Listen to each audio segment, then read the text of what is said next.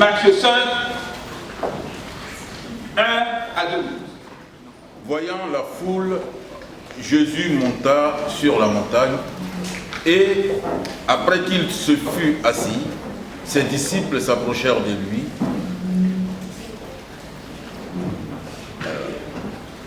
Puis, ayant ouvert la bouche, il leur enseigna et dit: Heureux les pauvres en esprit, car le royaume des cieux est à eux. Heureux les affligés, car ils seront consolés.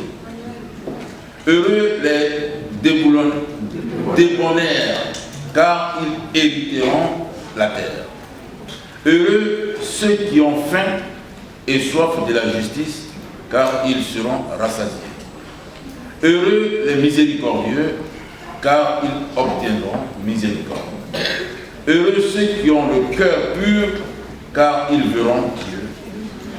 Heureux ceux qui procurent la paix, car ils seront appelés fils de Dieu. Heureux ceux qui sont persécutés pour la justice, car le royaume des cieux est à eux. Heureux servez-vous. Heureux serez-vous lorsqu'on vous outragera, qu'on vous persécutera et qu'on dira faussement de vous toutes sortes de mal à cause de moi. Réjouissez-vous et soyez dans l'allégresse, parce que votre récompense sera grande dans les cieux, car c'est ainsi qu'on a persécuté les prophètes qui ont été avant vous. Amen. Nous avons besoin de l'action de ton esprit. Alors, Seigneur Jésus, agis puissamment. Béni sois-tu ce matin. Amen. Alléluia. Gloire au Seigneur. Il est bien d'écouter la parole de Dieu. Parce qu'elle fait du bien. Parce qu'elle apporte les ingrédients dont nous avons besoin. Elle apporte la substance dont l'âme, l'esprit ont besoin. Elle apporte le nécessaire dont le cœur a besoin. Alors ce matin, nous sommes heureux d'être dans la maison du Seigneur. Et nous voulons dire, Seigneur, parle, car tes enfants écoutent. Parle, car ton peuple écoute ce matin. Alléluia. Alléluia. Nous venons de lire un texte important où le Seigneur, montant sur la montagne, assis sur la montagne, au devant de ses disciples, élabore un discours à l'égard de ses disciples. C'est ce discours que nous allons expliquer. Parce que ce discours est allé à l'adresse de ses disciples. Il n'a pas fait ce discours devant la foule. Il a fait ce discours devant ses disciples, ceux qui lui appartiennent déjà. Ce discours est appelé les béatitudes. Les béatitudes. Parce que dans ce discours, il y a un terme qui revient chaque fois. Heureux, heureux, heureux et heureux. Alors le Seigneur met l'accent sur ce terme. Heureux, le corps en esprit. Heureux, les débonnaires. Heureux, les miséricordieux. Heureux, les affligés. Heureux serez-vous lorsqu'on vous persécutera à cause de mon nom. Heureux, heureux et heureux. Et heureux ce matin. Heureux au peuple de Dieu ce matin. Amen. Alléluia. Amen. Il veut que le mot heureux pénètre dans notre vie et qu'on puisse le vivre. Ce texte vient de l'évangile de Matthieu. Le Seigneur lance les 4 évangiles car il y a 4 évangiles. Matthieu, Marc, Luc et Jean. Dans ces 4 évangiles, le Seigneur se montre sur 4 aspects. Ces 4 évangiles donnent les 4 images du Seigneur Jésus-Christ. Matthieu présente le Seigneur comme le roi des Juifs, comme le Messie qui devait venir et qui est arrivé.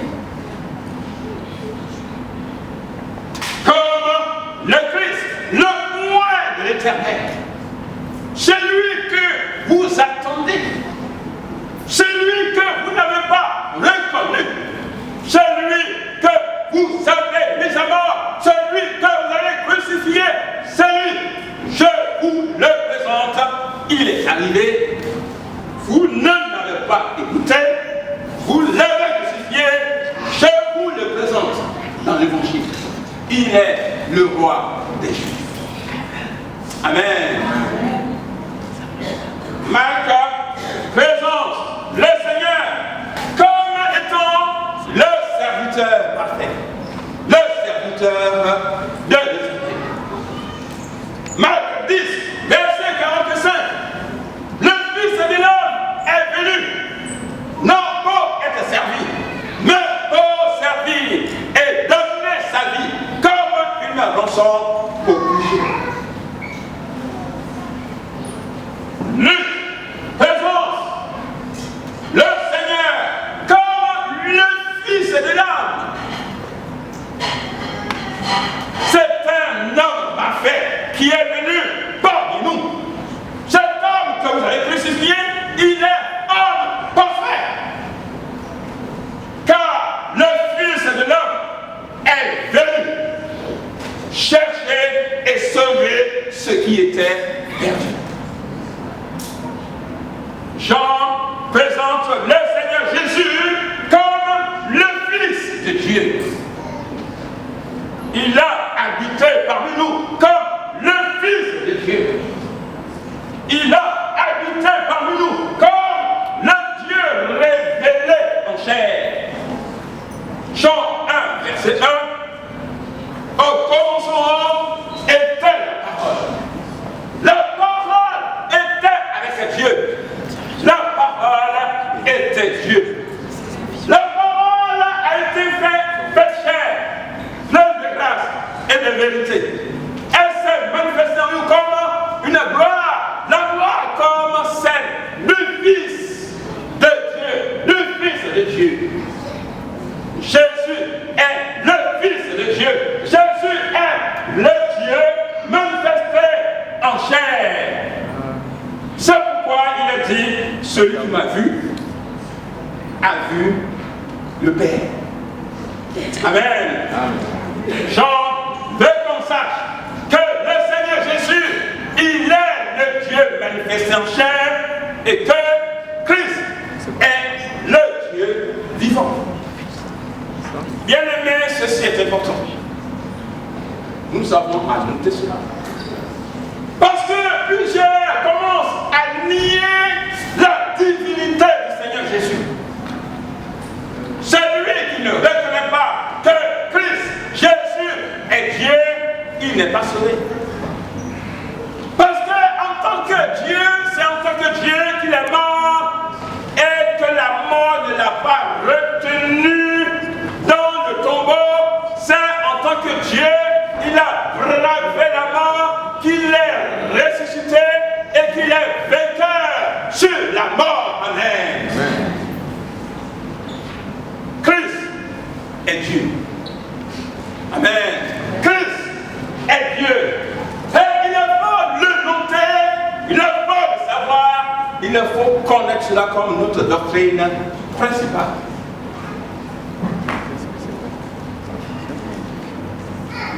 C'est dans le livre de Matthieu que par la grâce de Dieu, ce message est choisi. Dans ce message, comme nous l'avons dit, Christ met l'accent sur le bonheur. Alors on pourra donc parler ce matin des loi divine pour déclencher votre bonheur. Les trois lois divines pour déclencher votre bonheur.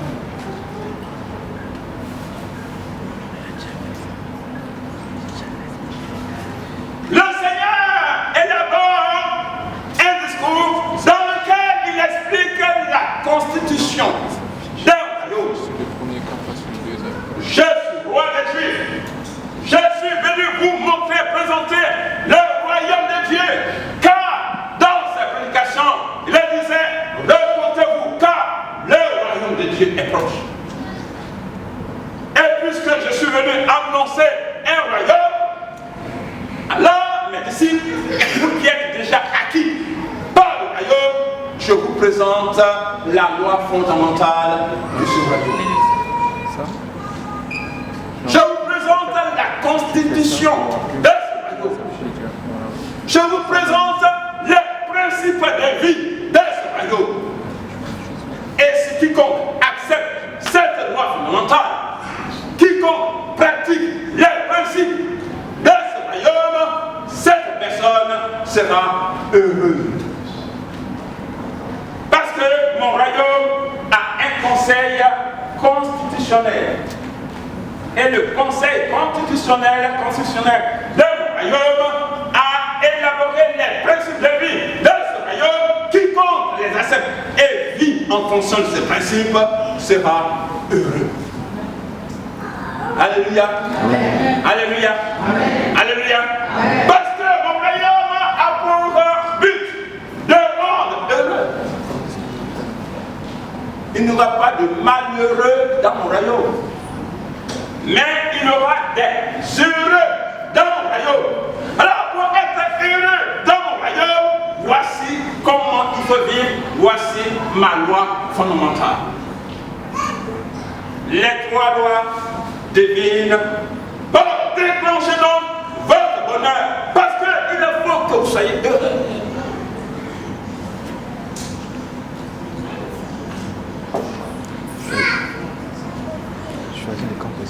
Ça veut dire que vous êtes dans ce monde.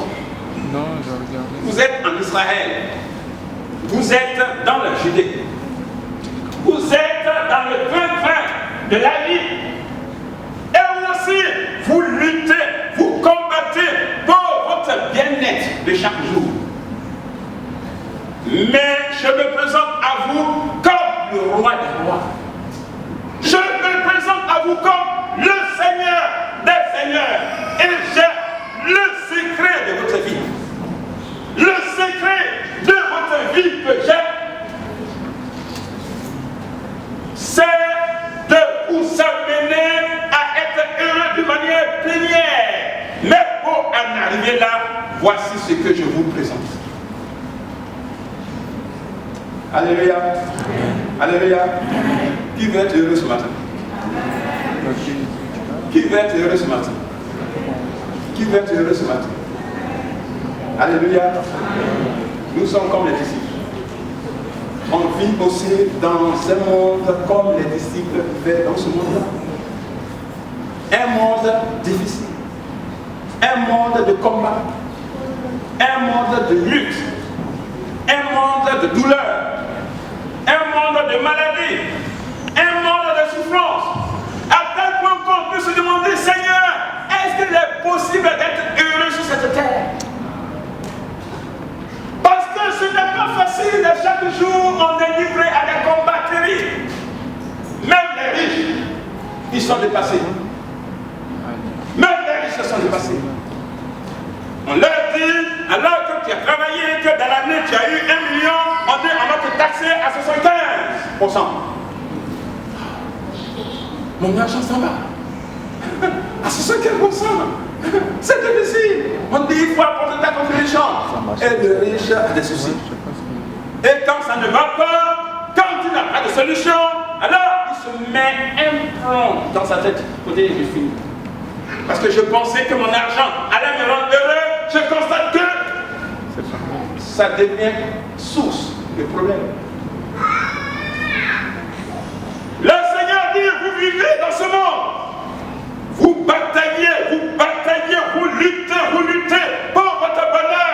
Voici, j'ai le secret de ce bonheur au quotidien. Voici comment vous devez vivre, comment vous devez vous comporter, comment vous devez orienter votre vie pour que vous soyez heureux d'une manière plénière. Vous dites que être heureux dans ce monde, c'est possible. Mais c'est possible uniquement avec Dieu. C'est possible. Mais c'est possible uniquement avec Dieu. Amen. La première loi qu'il faut observer, c'est la loi de la pauvreté spirituelle.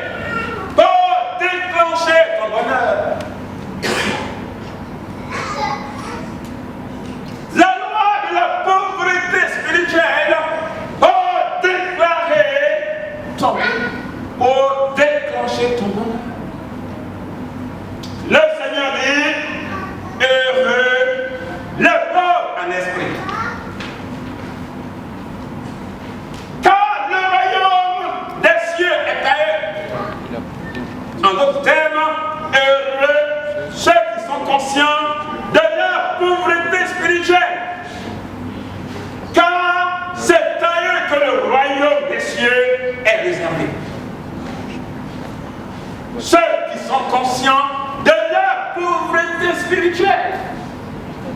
c'est à eux que mon royaume est réservé.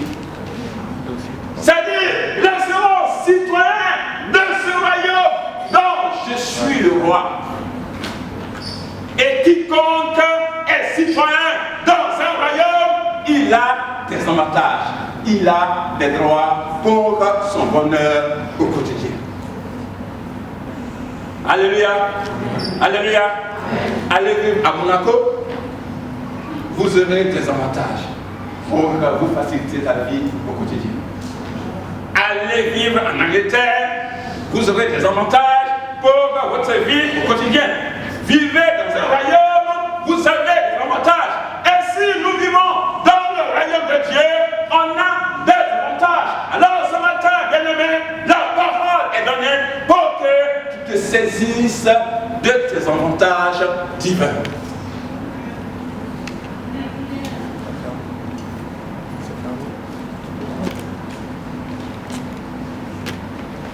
Ce royaume, il faut être pauvre.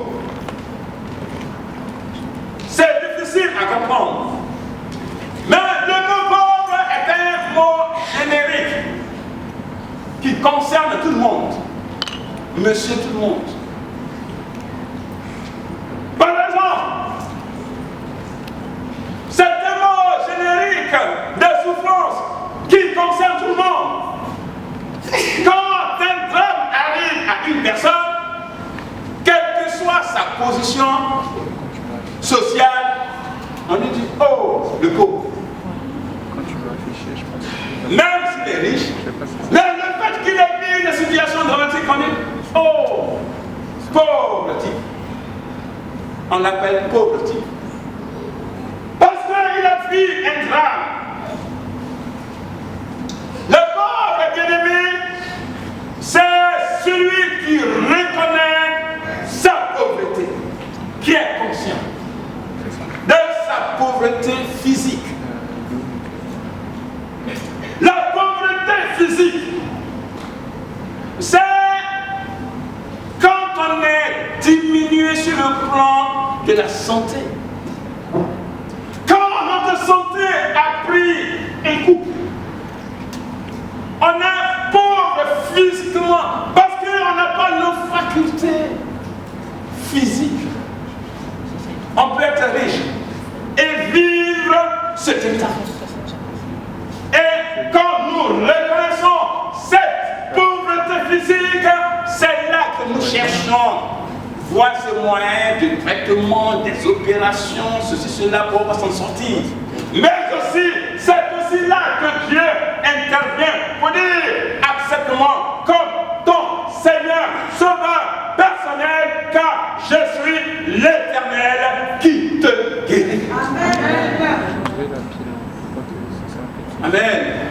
Le faut être conscient de sa pauvreté physique pour présenter son état de santé à Dieu. Et alors, dans cette humiliation, le Seigneur dit, les médecins soignent, mais sache que la guérison vient de tout le monde. Alléluia. Amen. Alléluia. C'est pourquoi tu peux faire confiance à ton meilleur médecin. On te dirait que tu es interné dans la meilleure clinique parisienne. Mais sache que c'est Dieu qui peut intervenir pour te sortir de là. Amen. Et si Dieu n'intervient pas, quels que soient les actes de ce professeur en médecine, tu risques de rester là-bas. Mais quand Dieu intervient, il dit que les hommes ont leurs limites et moi j'ai ma puissance. Alléluia. Être pauvre, c'est aussi reconnaître sa pauvreté psychologique. Bien aimé, on a des blessures dans l'âme. On a des blessures dévalorisantes. On dit tu n'es rien. Tu n'es rien. Depuis que tu es né, tu n'as jamais été quelque chose. Je suis rien, tu ne connais rien. Et tu vis avec cette blessure dévalorisante. qui n'a aucun sens. Tu peux avoir tous les diplômes, tu n'es rien. Et tu es blessé psychologiquement. Mais si tu es conscient de cette pauvreté psychologique, parce que tu as connu ces souffrances, ces blessures intérieures dans l'âme, alors le Seigneur intervient. Il a dit, si tu reconnais cela, malgré tout ton état, je suis là, et je suis là, je guéris l'âme, je guéris l'esprit, et alors je valorise des vies qui sont dévalorisées. Amen. Si je suis en toi, tu vaudras 10 000. Si je suis avec toi, tu vaudras 100 000. Si je suis avec toi, tu auras une valeur inestimable. Ce matin, le Seigneur veut restaurer ta valeur. Amen. Alléluia. Amen. Il veut ce matin restaurer ta valeur. Si tu reconnais ta pauvreté psychologique. Être pauvre, c'est aussi reconnaître sa pauvreté morale, sa misère morale. Sa misère morale. La misère morale, c'est incapacité de vivre une vie de respect des droits, de l'éthique, respect de l'autre, la conduite, comment se conduire dans le quotidien à l'égard de l'autre. Il peut arriver que tu vives une misère morale parce qu'on se conduit mal par rapport à toi. On t'injure, on te calomnie, on est malhonnête à ton égard. Et alors tu dis, mais la vie est injuste à mon égard, les gens sont injustes envers moi. Qu'est-ce que je leur ai fait? Le Seigneur, si tu reconnais ta pauvreté morale, il devient et il deviendra ton avocat ce matin. Alléluia. Parce qu'il prendra ta défense. Il a dit, tu es juste parce que tu as accepté le juste dans ta vie. Alléluia. Amen. Alléluia. Amen. Tu n'arrives pas à pratiquer la justice au quotidien. Faute sur faute. Les contraventions, la justice, tout le monde est contre toi. Mais le Seigneur dit, repens-toi. Reconnais en moi ta justice. Et alors, je deviendrai ton avocat. Et je te sortirai de cette situation. Amen. Le Seigneur est ton avocat ce matin. Amen. Alléluia. Le Seigneur est ton avocat ce matin. Être pauvre, c'est aussi reconnaître notre pauvreté affective. Déficit d'affection. Déficit d'amour. Il y a des gens qui vivent un déficit amoureux, un déficit affectif. Il y a des gens qui sont les mal aimés de la société. Je ne suis pas aimé. Et alors, on devient aussi incapable d'aimer les autres. On devient un rejeté. On ne veut pas te sentir. Je suis mal aimé. Mais bien aimé, si tu te sens mal aimé, il y a une personne qui a déclaré dans la parole, dans la Bible, Dieu a tant aimé le monde qu'il a donné son Fils, afin que quiconque croit en lui ne périsse pas, mais qu'il ait la vie éternelle. Bien aimé, mal aimé, il y a une personne qui t'aime ce matin. Jésus-Christ t'aime ce matin. Jésus-Christ t'aime ce matin. Incapable d'aimer. Alors celui qui est amour, Dieu, amour. Si Dieu, amour, prend résidence dans ta vie, alléluia. Alors la parole de Dieu dit que l'Esprit de Dieu répond dans nos cœurs. l'amour de Dieu pour que nous puissions être capables d'aimer. Amen. Si Dieu est dans ta vie, par le Saint-Esprit, alors il te rend capable d'aimer, de donner de l'affection. Ce matin à cette crise, et tu donneras de l'affection. Amen. Oh, c'est de reconnaître aussi notre pauvreté spirituelle. La pauvreté spirituelle, c'est manque de relation avec Dieu. La pauvreté spirituelle, c'est manquer le but de notre vie. Dieu nous a donné un but. Quand on a été créé, quand on est né, quand on a été engendré, quand on nous a accouchés, alors on a été accouché et on a crié d'aimer dans la main de maman, papa, ça ne pas. Le Seigneur dit, je t'ai fait naître pour un but. Le premier cri que tu viens de pousser, c'est pour un but que tu l'as poussé. Amen. Tu es né pour être un adorateur de l'Éternel des armées. Tu es né pour servir le Dieu vivant et vrai, bien-aimé. Donne un sens à ta vie ce matin. Donne un sens à ta vie ce matin.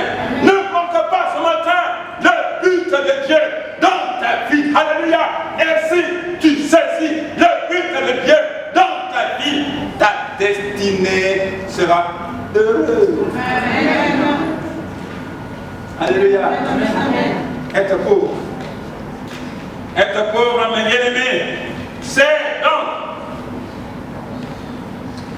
celui qui est conscient d'un vide intérieur dans son cœur et se tourne vers Dieu. Conscient qu'il y a quelque chose qui est là dans mon cœur. Quand je mets dedans, c'est dans un coup. Ça va.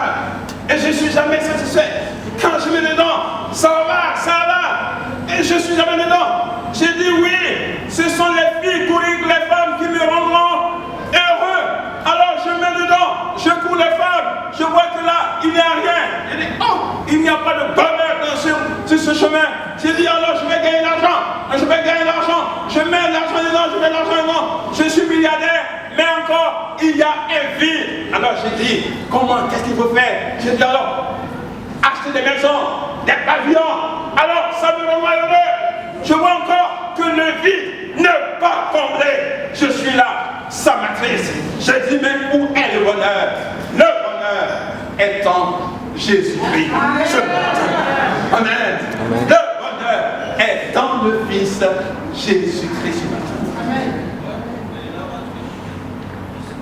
Déclenche ton bonheur. Déclenche ton bonheur. Déclenche ce matin ton bonheur. Bien-aimé, dis à ton voisin, déclenche ton bonheur. Dis à ton voisin, déclenche ton bonheur.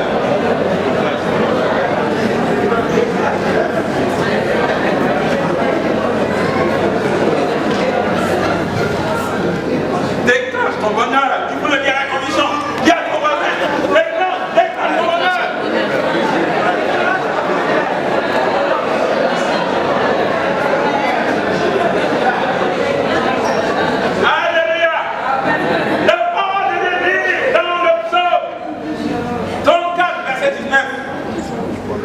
L'Éternel est près de ceux qui ont le cœur brisé. L'Éternel sauve ceux qui ont l'esprit dans l'abattement. L'Éternel est près de ceux qui ont le cœur brisé. Bien-aimé, si ton cœur n'est jamais brisé, l'Éternel ne sera jamais brisé. Parce qu'il a fait venir son Fils dans le but de guérir ceux qui ont le cœur brisé. Si tu n'as jamais été malade, Dieu ne pourra pas te guérir. Parce que le Seigneur dit, ce sont les malades qui ont besoin de médecins. Alors, si tu te sens malade, alors je serai auprès de toi pour te guérir. Bien-aimé, la pauvreté spirituelle, c'est l'élément déclencheur de ton bonheur spirituel. L'élément déclencheur de ton bonheur. La pauvreté, Seigneur, je viens vite. Je me tourne vers toi. Je laisse de côté mes pavillons, mes milliards, mes belles voitures. Je suis pauvre ce matin. Seigneur, je me tourne vers toi. Élément déclencheur, tu seras heureux avec Dieu ce matin. Deuxième loi. Pour déclencher ton bonheur. Deuxième loi. Pour déclencher ton bonheur. C'est la loi de l'humilité. La loi de l'humilité. Prenez note. Heureux les débonnaires, car ils hériteront la terre. C'est merveilleux ça. Hériter la terre. Être un héritier. On ne laisse pas n'importe quoi dans un héritage. Quand on parle d'héritage, c'est qu'il y a quelque chose de bien qui attend. Soit dans une banque, soit chez le notaire, mais quelque chose de bien qui attend. Un héritage, c'est quelque chose de bien. Maintenant, bien aimé, si tu hérites une dette, là ça devient difficile. Parce qu'il y a possibilité d'hériter une dette. On dit voilà ce que ton papa a laissé. 100 000 euros. 100 000 euros. Bon, c'est pas heureux. 100 000 euros à payer. C'est ce que mon papa m'a laissé. Tu es l'héritier de ton père. Voilà, la dette à payer. Mais notre Dieu n'a pas de dette. Alléluia. Notre Dieu qui n'a pas de dette. Alléluia. Notre Dieu n'a pas de dette. Alléluia. Et il ne nous laissera jamais une dette à payer. Pourquoi? Parce qu'il a tout payé. Amen. Il a tout payé. Il a tout payé. Et puisqu'il a tout payé, on n'a plus de dette à payer. Au contraire, nous avons de bonnes choses, un bon héritage, un bon contenu à prendre avec la Christ. Alléluia. L'élément déclencheur, c'est la loi de l'humilité. Et alors tu hériteras la terre. Heureux ceux qui sont humbles et doux, qui renoncent à leurs droits, car Dieu leur donnera la terre entière en héritage. Heureux ceux qui sont humbles et doux, qui renoncent à leurs droits, car l'Éternel leur donnera la terre entière en héritage. Être humble, c'est l'abaissement volontaire dans une situation donnée. Être humble, c'est renoncer à sa gloire. Être humble, c'est le refus de contester. Être humble, c'est le refus de syndiquer. Vous savez, on est dans un monde de syndicats. Quand quelque chose ne va pas, on n'est pas content, on n'est pas content, on n'est pas content, on n'est pas content, on n'est pas content. Quand quelque chose ne va pas, on n'est pas content, on n'est pas content. C'est notre droit, c'est notre droit. CFDT, FO, tout ça, on parle le pavé, on n'est pas content, on n'est pas content. Bon, ça se fait dans la République. Mais dans la République de Dieu, on ne conteste pas, on accepte les principes de Dieu. On dit Dieu a voulu ça, Dieu est souverain, et puisqu'il est souverain, j'accepte la situation de Dieu, car si cette situation est arrivée, c'est que derrière, il a quelque chose de mieux, de quelque chose d'excellent, quelque chose de meilleur pour moi.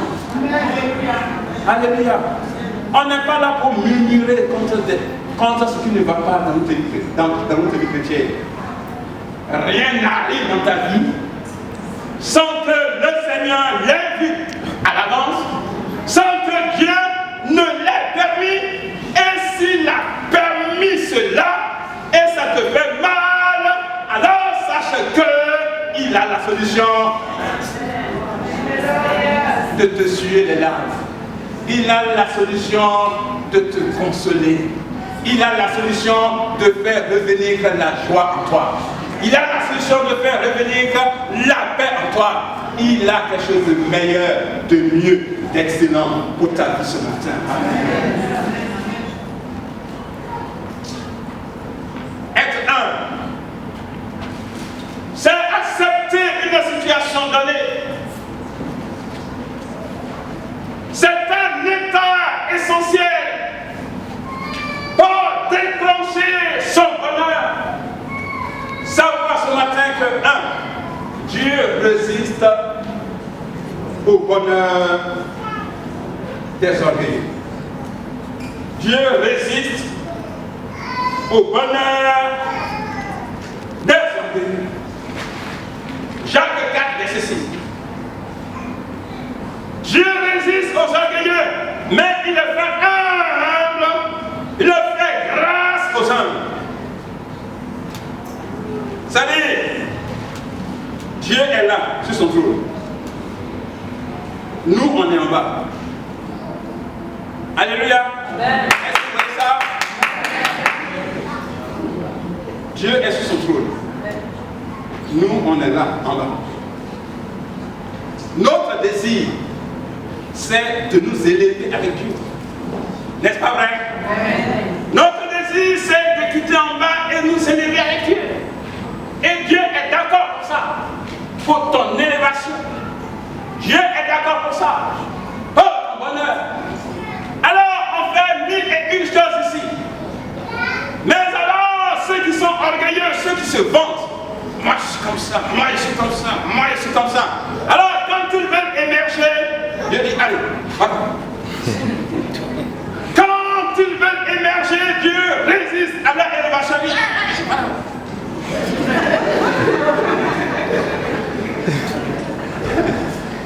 Et dit, mais j'ai fait quoi je veux, oui, mais puisque tu te vantes de plein de choses, tu es le plus intelligent, tu es le plus fortuné, tu es le plus considéré, non.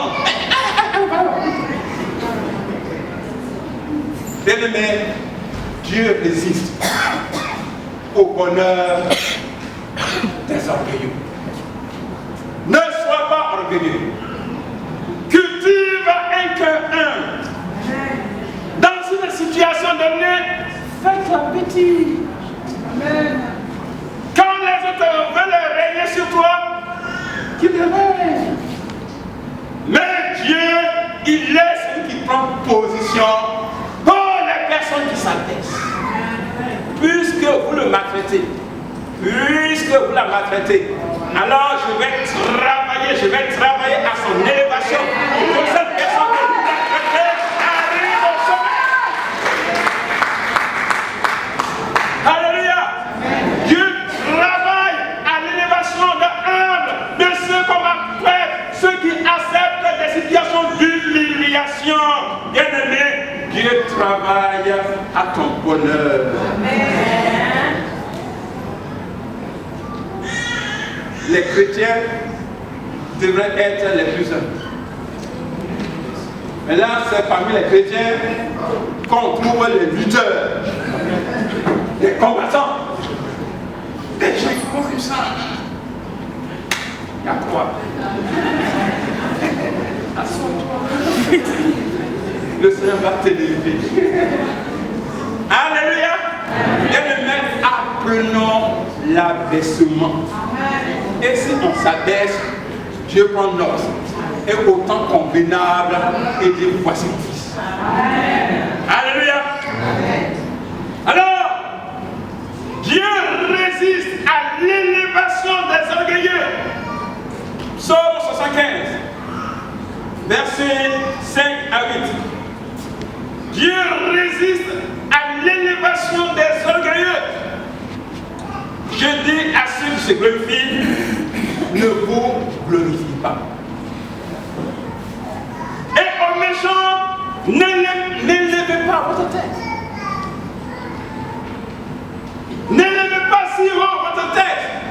Ne parlez pas avec tant d'arrogance.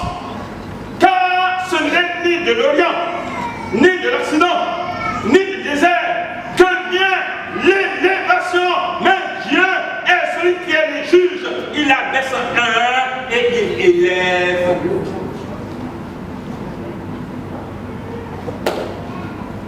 Amen. Je nous bénis ce matin. L'élément déclencheur de ton bonheur, la loi de l'humilité. Le Seigneur Jésus, il a compris la loi de l'humilité qui déclenche le bonheur. Éphésiens 2, verset 5 à 11. Dieu travaille à l'élévation d'un ange. Ayez les sentiments qui étaient en Christ. Lui qui étant Dieu, n'a pas regardé son égalité avec Dieu comme une proie à arracher, mais il a accepté d'être homme, d'être serviteur, d'être obéissant, d'être semblable aux hommes. Il s'est lancé dans l'obéissance jusqu'à la mort sur la croix. Il s'est dépouillé lui-même et il acceptait l'humilité.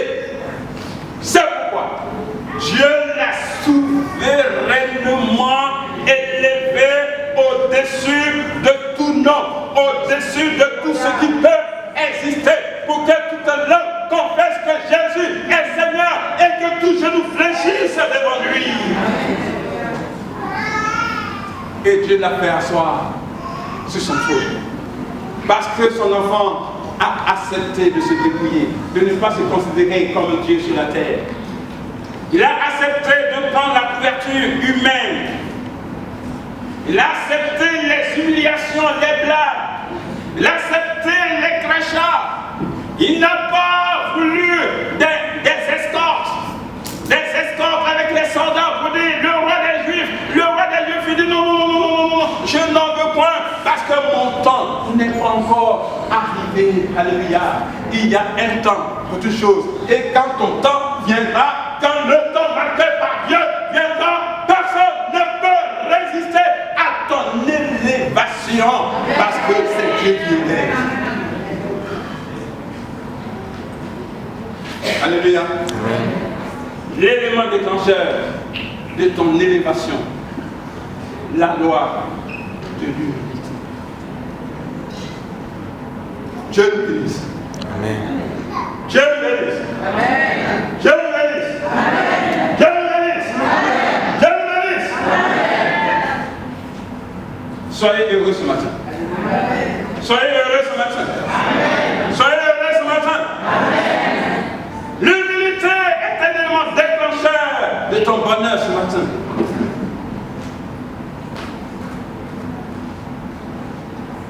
Parce que le Seigneur a préparé pour toi un héritage. Un héritage qui a un contenu sublime. Troisièmement, pour déclencher ton bonheur avec le Christ, dans son royaume, la troisième loi, c'est la loi de la miséricorde. La loi de la miséricorde.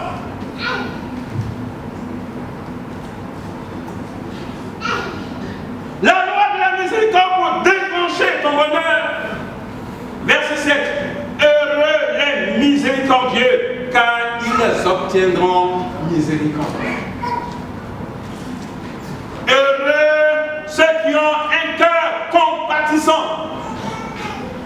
Heureux ceux qui sont sensibles à la misère des autres. Car Dieu aura aussi compassion d'eux. quand ton cœur est sensible à la misère des autres, et qu'alors tu t'investis pour que les autres recouvrent un peu de joie, un peu de considération, un peu de paix, et tu travailles à cela pour que les autres reçoivent un peu d'honneur, un peu de rayon de soleil dans leur vie, Dieu prend note pour toi. Dieu prend note pour toi. Puisque tu connais l'importance d'un rayon de sourire, puisque tu connais l'importance d'un rayon de joie dans le cœur, puisque tu connais l'importance d'un rayon d'honneur, alors pour toi, je vais préparer la couronne.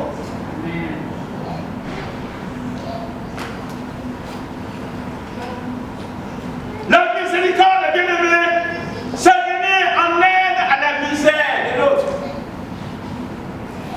C'est une vertu qui mène à déclencher le bonheur de ta vie.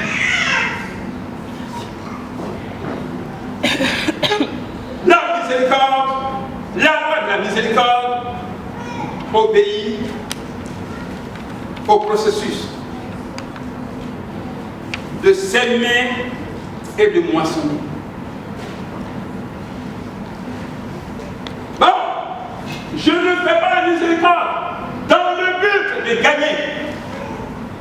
Mais quand je pratique la miséricorde et que je suis sensible à la misère de l'autre, je suis en train de s'aimer devant Dieu. Pour que, autant convenable, je puisse moissonner. Parce que celui qui s'aime moissonne. Alors, bien-aimé, c'est comme le processus de donner et de recevoir. Si tu connais le sens de donner, alors le Seigneur aussi, ton temps viendra où on te donnera aussi. C'est aussi le processus de l'arroseur arrosé. Tu arroses, tu arroses, tu arroses, tu arroses.